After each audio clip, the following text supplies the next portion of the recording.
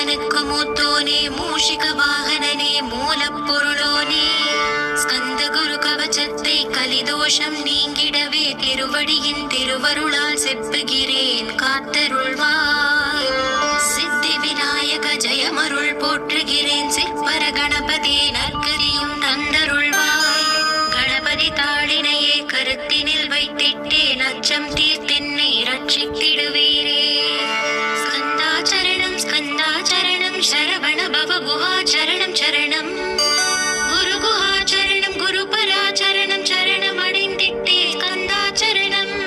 தன்னைத்தானறிந்து நான் தன்மயமாகிடவே ஸ்கந்தகிரி குருநாதா தந்திடுவே ஞானமுமே.